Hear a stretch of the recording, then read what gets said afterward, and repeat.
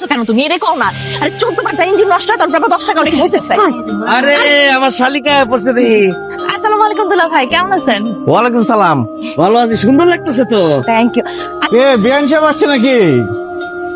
আরে মাই one and only বিআই। আসসালামু আলাইকুম বিআই সাহেব। ওয়ালাইকুম আসসালাম বিয়ান সাহেব। আরে কখন আসলেন বিআই সাহেব? দুপুরের ফ্লাইটে। একটা নক দিয়ে আসলে রিসিভ করতে যাইতাম। রিসিভ করতে জান নাই তাতে কি হয়েছে? এখন যেহেতু চলে আসছি, একটা রিসেপশনের ব্যবস্থা করেন। আপনি তো রান্না বান্না পারেন শুনছি, তো আমাদের রান্না বান্না করে খাওয়ান। আরে না না, বিআই যে কি বলে না, আমি তো ওইভাবে রান্না বান্না একদমই করি না। হ্যাঁ, ও সব রান্না করতে পারে। যে বিদেশ থেকে সুটকেস আছে, ওটার মধ্যে কি আছে জানোস? আরে ডলার ডলার। তোর ব্যাকেল খালি ডলার না, তোলা ডলার আছে বুঝছ। ওনার বার সুদ্ধা নিয়েছে, বার মিনিমাম 20 কেজির মতো হইব। 20 কেজি হইব? হ্যাঁ, লগে আবার ডলারও আছে অনেকগুলো, জানোস। এটারে বলে কপাল, বুঝছস। আর ইপা যদি আগে দেশে থাকতো তাহলে বাদাম মেয়ে থাকতো। এখন বিদেশে যাইয়া ডলার কামায়, এখন কি স্বর্ণের বার কামায়।